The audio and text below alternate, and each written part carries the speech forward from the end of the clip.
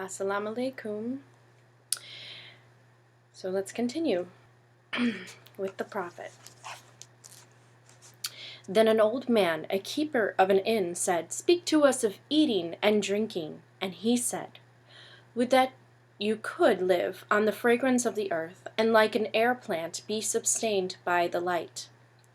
But since you must kill to eat, and rob the newly born of its mother's milk to quench your thirst, let it then be an act of worship. And let your board stand an altar on which the pure and the innocent of forest and plain are sacrificed for that which is pure and still more innocent in man." This is so important today about the idea about animals. In the Quran, we are told that certain animals are fine to eat. They actually have been created to have, the nutrients and protein to sustain mankind. And man is, we are carnivores, omnivores actually, but some people, decide never to eat meat. And that's fine, that's their choice.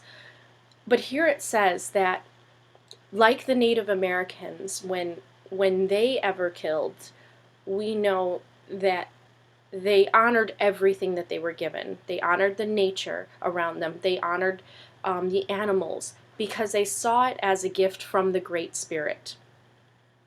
And so here Khalil Gibran is saying that because humans, need to eat and they need to drink the milk from that animal, make sure that it is an act of worship, that every time that you eat or take from an animal, that you are in gratitude of Allah to be able to create this animal to give you the sustaining that you need. So it's a really beautiful way of seeing how food has been given to humans. And that's why the Bible and the religious texts do talk about the idea that there are certain animals that were created for us to eat, and it is your choice if you don't want to, but there is a purpose and a reason for certain farm animals to be on earth. And what we are doing with factorization of farm animals is terrible because it's not showing gratitude. It's not really an act of worship in any way. It's seeing that animal only as a profit.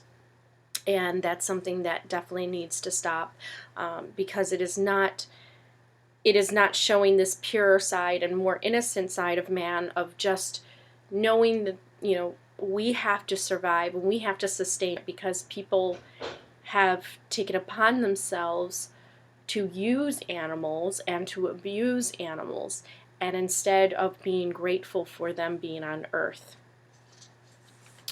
When you kill a beast, say to him in your heart, "By the same power that slays you, I too am slain, and I too shall be consumed. For the law that delivered you into my hand shall deliver me into a mightier hand. Your blood and my blood is naught but the sap that feeds the tree of heaven." So the idea that you can tell the animals that, in your mind, you don't have to speak it out, but Khalil Gibran is saying that the Prophet is giving words of wisdom to show that as this animal is slain to feed you, so shall you be slain, because all things die. Everything is temporary, and everything has its special time on earth. And that eventually humans will be slain as well, either by another human or by God when the time is right. And when you crush an apple with your teeth, say to it in your heart, "Your seed shall live in my body, and the buds of your tomorrow shall blossom in my heart. And your fragrance shall be my breath, and together we shall rejoice through all the seasons. And in the autumn, when you gather the grapes of your vineyards for the winepress, say in your heart, I too am a vineyard, and my fruit shall be gathered for the winepress. and like new wine I shall be kept in eternal vessels. And in winter, when you draw the wine, let there be in your heart a song for each cup, and let there be in the song a remembrance for the autumn days, and for the vineyard, and for the winepress. Then a plowman said, Speak to us of work. Oh, and I just want to go back to show about eating and drinking. So a lot of people say that alcohol is prohibited, but nothing is prohibited to us on this earth. It is there for us to determine your choices that you make in life. So here is Khalil Gibran, a very spiritually wise person who understands the Quran, and actually is saying that, is saying that a prophet would say to the people that when you make wine, when you are taking from that vineyard and you are bringing it to the wine press, to understand, that you're connected to everything on earth, and that to show gratitude in that, and to understand too the symbolism of having our souls kept inside of temporary vessels. And the same thing with the wine, the idea that the wine stays in a bottle, but the bottle itself is not what makes the wine flavor. And that's important to understand too, is that our outside of ourselves is just a vessel, it's just a shell, but what's inside is really our soul. And so if your soul is beautiful to others, it doesn't matter what you look like. And that is a secret about beauty. Then a plowman said, Speak to us of work. And he answered, saying, You work, that you may keep pace with the earth and the soul of the earth. For to be idle is to become a stranger unto the seasons, and to keep out of life's procession, that marches in majesty and proud submission towards the infinite. When you work, you are a flute, through whose heart the whispering of the hours turns to music. Which of you would be a reed, dumb and silent, when all else sings together in unison? So this is saying that, work is something that we are urged to do in order to learn what we need to learn on earth. We can either work to just live and to make a paycheck, or we can infuse our soul and our passions to want to do good and to want to be a servant to Allah with our work. And a lot of people are doing that today, and it's really beautiful to see. They've left their office job and they are doing something that they can really feel like they're contributing to mankind. And so, this is the idea that when you work and when you take on those jobs that contribute to mankind, you are in service of the infinite. You are basically, the flute through whose heart the whispering of the hours turns to music. So you become, once again, a tool for God. Always you have been told that work is a curse and labor a misfortune. But I say to you that when you work, you fulfill a part of earth's furthest dream, assigned to you when that dream was born. And in keeping yourself with labor, you are in truth loving life. And to love life through labor is to be intimate with life's inmost secret. So once again, like I was saying, that if you love your work, if you love what you do and you are happy to work, and it's not just about survival, you are working in flow with God, you are working in flow of the direction of life. And that is the life's most, deepest secret, is the idea that what you put out on earth in terms of work actually reflects the type of person you are as well. And a lot of people try to separate work from their soul. And actually the two are intertwined. And, that's something that a lot of people struggle with, but I believe that, and it's just so true, and you see this, that when you find a profession or a career that matches who you are as a person and that you can feel really passionate about, you want to help people, so you go into the medical field so you can start to develop new new cures for diseases. When you have a passion to do something, you will be rewarded. If not in terms of monetary ways only, but actually in the way that people will recognize that your soul is matching your work. And then people will recognize that, and you will receive rewards, and you will receive recognition of your hard work and your passion involved, and you can really facilitate a change in other people and inspire them. But if you, in your pain, call birth an affliction, and the support of the flesh a curse written upon your brow, then I answer that not but the sweat of your brow shall wash away that which is written. So also the idea of childbirth. I mean, that is work for a woman to bring forth life. That is work. And if you see that work as a curse or as only pain, then you are going to experience that. And that's what he means with it being written across your brow, that you will see that child through those eyes of pain instead of joy and gratitude that this life has been brought through to you. You have been told also that life is darkness, and in your weariness you echo what was said by the weary.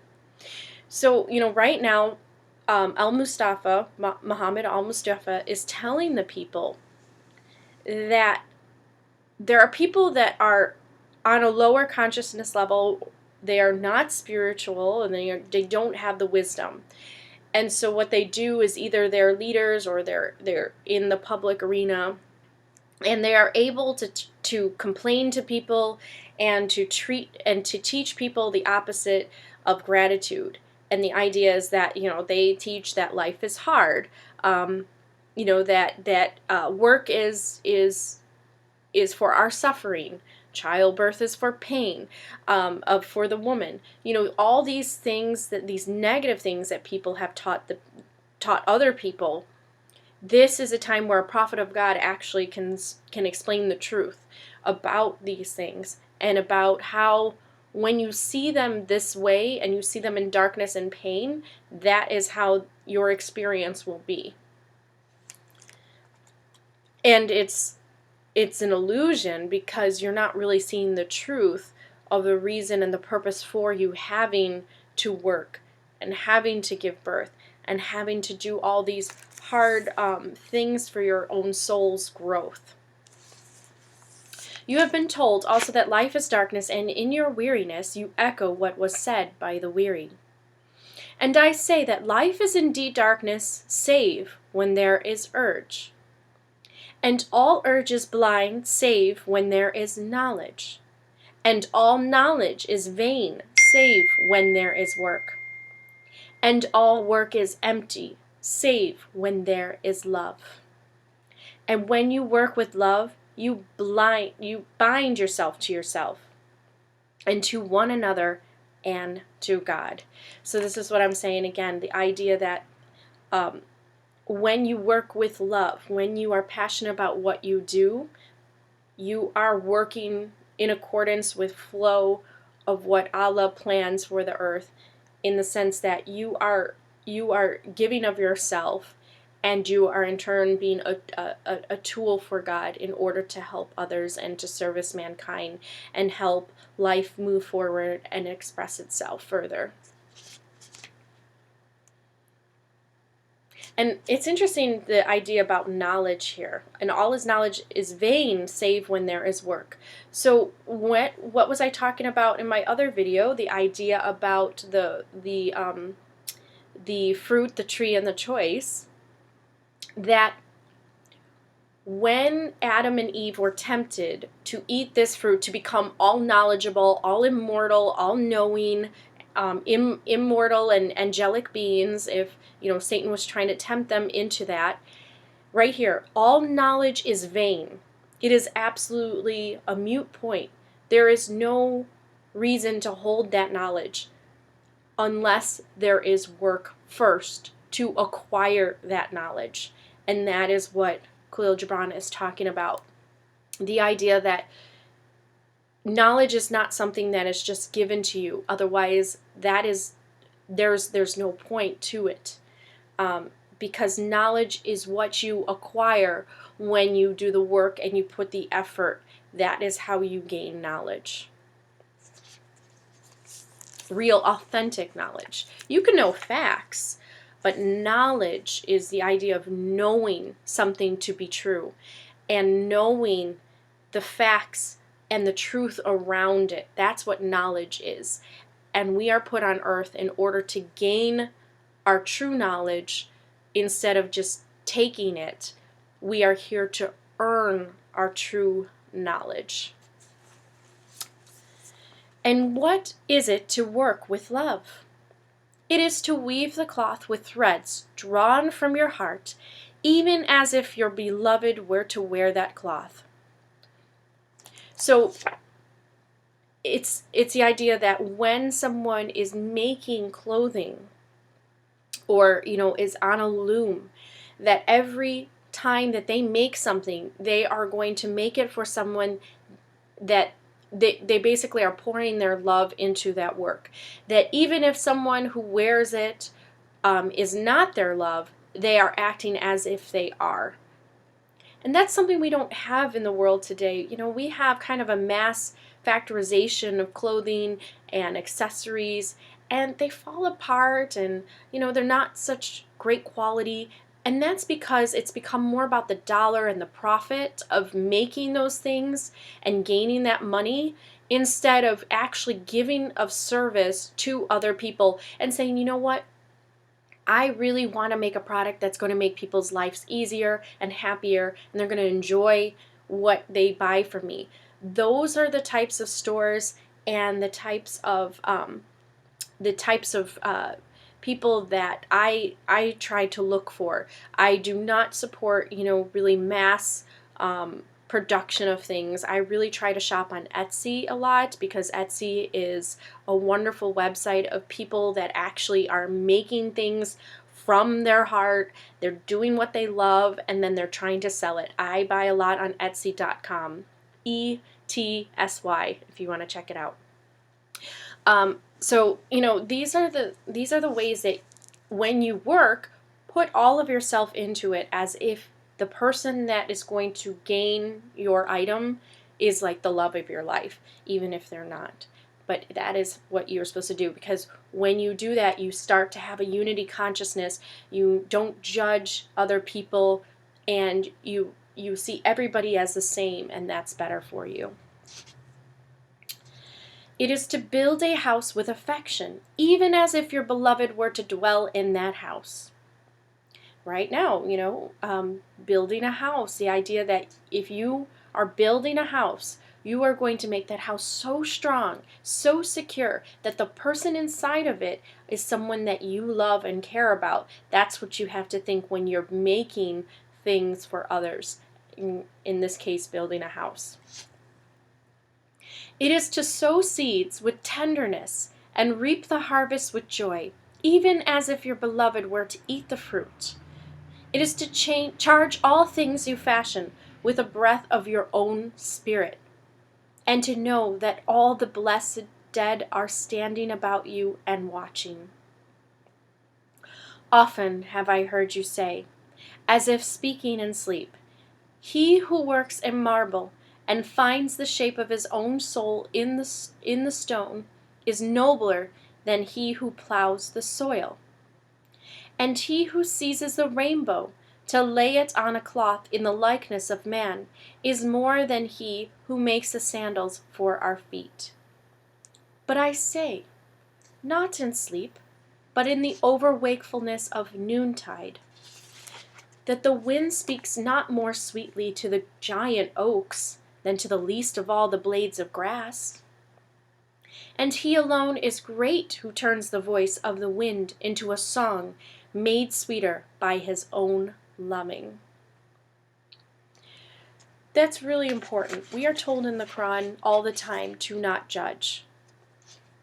And it says here, I love this, that a giant oak is not more important than the blades of grass that are smaller in size, in physical appearance, and that there is no hierarchy of people, and to understand that you should never judge people based on what you think of them.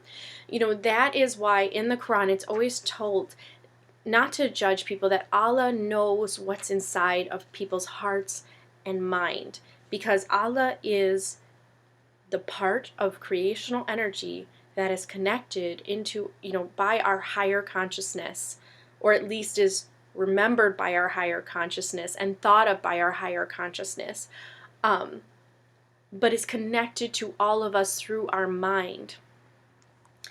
And so there is no need for us to judge others by the way that they look, or the way that they seem, or the way that they act. The only way that we should be judging is when someone does a crime against another. That is when they have entered into the arena of being in God's law, the idea that there's a higher order of justice, and that if someone does something bad to another, well, they do need to have some kind of retribution on earth. And that means that they have to have a trial. They're given a trial. They have witnesses. And if they are found guilty, then they have to have the appropriate consequences in order for them to learn their lesson and to keep them also away from society, the ones that refuse to change and just want to cause chaos and destruction. Well, then that becomes the responsibility of the good to check the bad in the world. But everyday judgment of others that do not harm another is really just coming from your own opinions and the way that you filter and process information about a person and how you perceive a person. So make sure that you have cultivated a perception filter, I like to call it, that is always seeing the positive, and that people are equal and through unity consciousness. And when you do not put a giant oak greater than a blade of grass. You actually see them all connected together, and they have their individual traits that make them special and make them unique. They are not the same, but they are equal soul-wise. They are equal in the idea that they come from the good source we call Allah. Work is love made visible. And if you cannot work with love, but only with distaste, it is better that you should leave your work and sit at the gate of the temple and take alms of those who work with joy. So this is talking about the idea that if you are not in love with what you do, it's better that you leave your work, find yourself by observing others that do love their work, and finding that inspiration. For if you bake bread with indifference, you bake a bitter bread that feeds but half man's hunger. And if you grudge the crushing of the grapes, your grudge distills a poison in the wine. And if you sing, though as angels, and love not the singing, you muffle man's ears to the voices of the day and the voices of the night.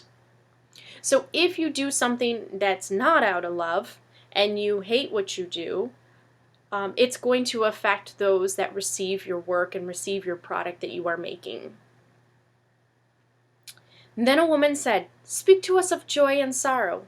And he answered, "Your joy is your sorrow unmasked, And the self-same well from which your laughter rises was oftentimes filled with your tears. And how else can it be? The deeper that sorrow carves into your being, the more joy you can contain. Is not the cup that holds your wine the very cup that was burned in the potter's oven? And is not the lute that soothes your spirit the very wood that was hollowed with knives? When you are joyous, look deep into your heart, and you shall find it is only that which has given you sorrow that has given you joy.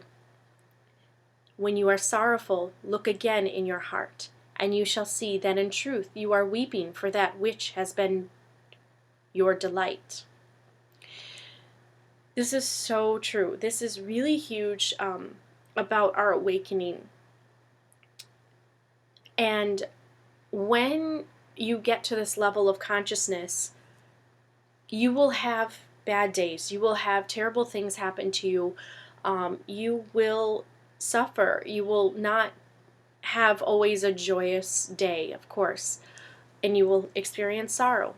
But if you can look at that moment of sorrow and understand that that sorrow exists in order for you to know the joy better later, that is when you see that everything is interconnected, that joy and sorrow go hand in hand.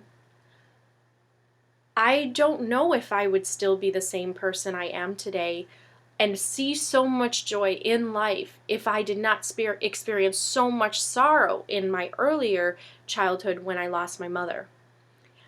I honestly cannot tell you, because a lot of times when people don't have sorrow happen to them, they also don't have joy as well. They kind of are stuck in this place of where they're sheltered by life's experiences, and they don't really have any appreciation for the joy that enters into their life, because they have not experienced a sorrow in order to know. And a lot of times, people that are born into very wealthy families, very sheltered lives, and they don't seem to have any kind of tragedies happen to them. I mean, they might have like a grandfather passed away or something, but they don't have some really deep embedded tragedies in their life, like losing a close parent, losing a sibling, or losing a child. If they don't have those experiences, they will not have the ability to understand the joy and to have the gratefulness of those joyous moments when they come into their life. So they kind of are stuck in this state of kind of like an apathy, sort of. So it's true, when you can start to see that your sorrow will come, and the more sorrow that you have, the more capacity for joy you also can have. And that each experience expands you in a way. And so when you experience something from the negative aspect, or seeing things as like, oh, it's bad for you, or this is a sad, tragic event, that also gives you room to experience something that is far more joyous and happy, and you are grateful later on, after that event, of course, after you heal from that event.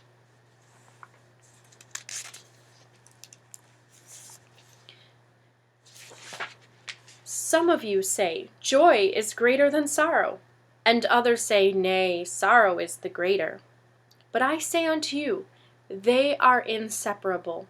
Together they come, and when one sits alone with you at your board, remember that the other is asleep upon your bed. So when someone has sorrow enter into their life, they need to keep this understanding. If they can hold on to that little tiny fleck of hope, the idea that when there is sorrow, there is also joy, that these two work together. And when there is joy, there is also sorrow. So don't get so attached to things, and understand that everything is temporary, and you should be grateful for that particular moment in time, but not to attach yourself to it, because there will always be a loss later on too. I mean, that's just life. And when we are able to maneuver around that and to see that interconnection and see that those two are inseparable, that is when you stop spiraling down into deep depression and to these cycles of suffering and pain. Verily, you are suspended like scales between your sorrow and your joy. Only when you are empty are you at standstill and balanced. And when the treasure keeper lifts you to weigh his gold and his silver, needs must your joy or your sorrow rise or fall. All right. I'm going to end it there, but I will see you for the next part on the next video. Salam.